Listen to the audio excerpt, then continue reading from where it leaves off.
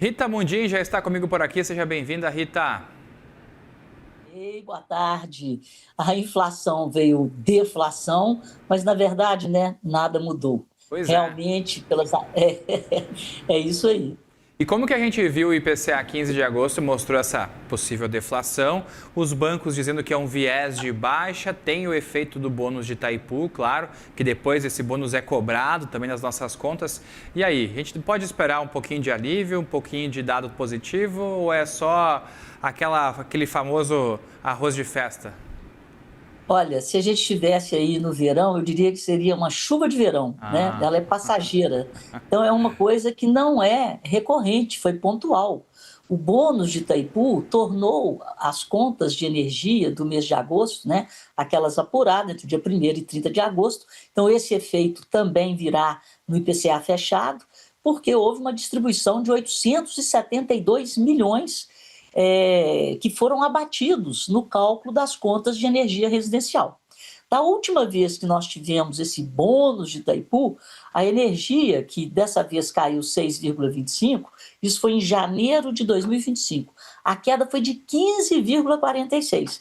E é por isso que esse item, energia elétrica residencial, foi o que mais contribuiu para essa deflação de 0,4. Desse 0,40, para a gente fazer a conta mais fácil, 0,26 pontos negativos do 0,40 vieram desse item específico. E aí ainda teve a mãozinha das passagens aéreas. Mas por que passagem aérea caiu? Porque acabaram as férias, né? Então a gente agora pode pagar mais barato, agora que não precisa de viajar. Então, mais uma vez, as companhias aéreas mostrando tanto que elas contribuem, né, para o uso do nosso dinheiro nos meses de férias, quando a gente pode fazer as nossas viagens, né? E a queda foi bem acentuada. Então, são itens, né, que acontecem de forma pontual e não recorrente. O que temos pela frente? O que temos pela frente é a necessidade de um combate estrutural à inflação.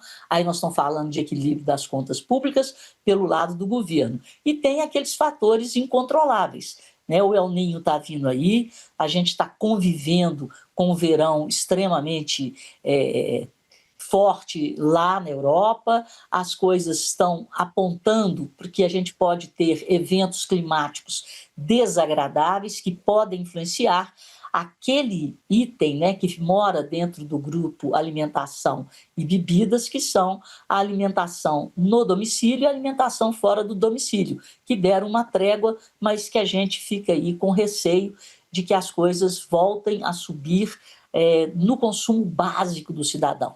Então, a nossa vida não mudou, a inflação projetada para o final do ano não mudou, a taxa Selic, existe especulação, né?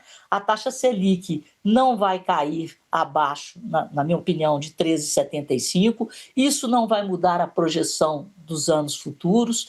O que a gente tem que fazer é trabalhar de forma estrutural, né, para que esse combate estrutural no controle das contas públicas, no equilíbrio fiscal, ajude, né, aquela inflação que pode vir de eventos climáticos incontroláveis.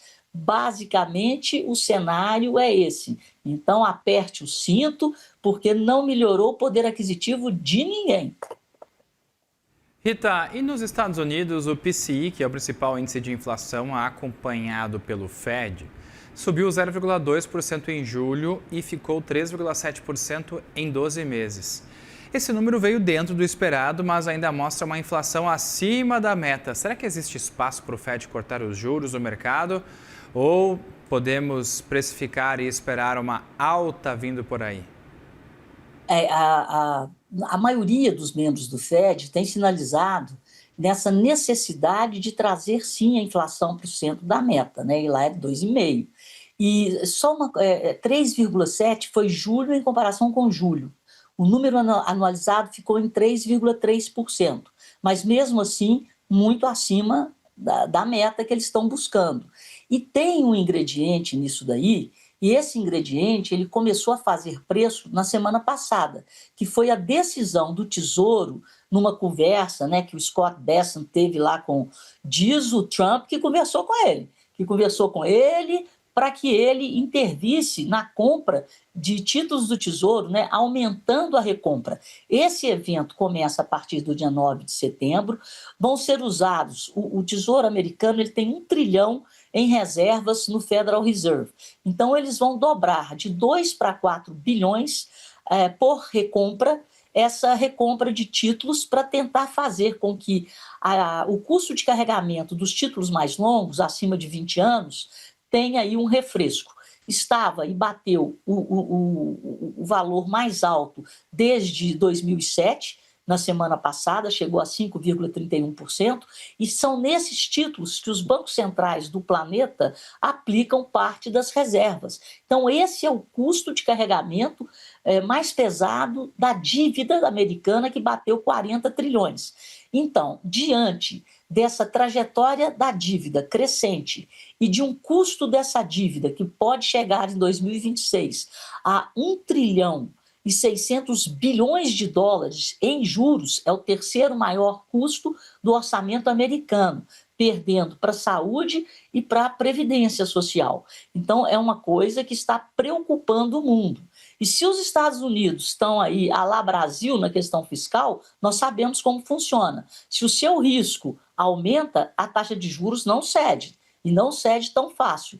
Então, por esse lado também, a taxa de juros nos Estados Unidos começa a sofrer a influência do desequilíbrio fiscal, assim como no Brasil. Então, nós temos mais um agravante em nível global para que as taxas de juros no mundo permaneçam mais pressionadas para cima. Bom, Rita, a gente teve ontem ainda, né, um discurso por parte do Canadá criticando a política de Donald Trump a respeito das tarifas, impondo também uma retaliação, pode chegar até 50%. Isso pode vir trazer mais perspectivas negativas para a economia americana a partir de agora. E já aproveito para te perguntar junto aqui nessa questão a respeito da reunião da próxima semana entre Brasil e Estados Unidos, que tentam negociar também essas tarifas. Pois é, nós estamos em pleno período eleitoral. É claro que nessa altura do campeonato, o presidente Lula ele quer demonstrar que há um esforço diplomático na tentativa de, pelo menos, aumentar a lista de produtos isentos, né, do tarifaço aí de 37,5%.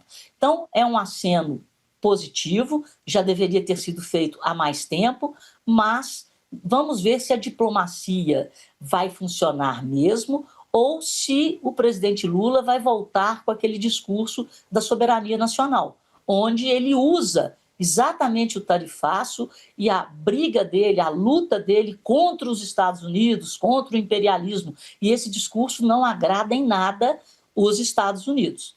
Os Estados Unidos procuram um alinhamento das Américas.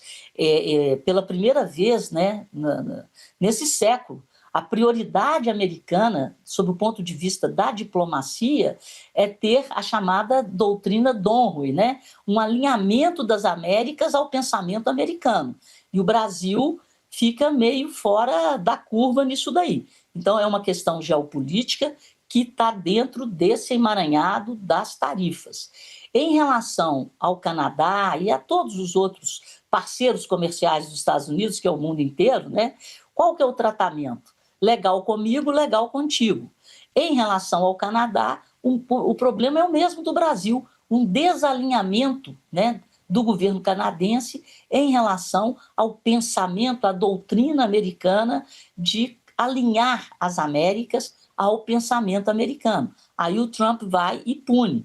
O Canadá vai fazer a retaliação, coisa que o Brasil, às vezes, ameaça fazer, aí vai depender, é o que eu estou falando, a política vai entrar na decisão econômica.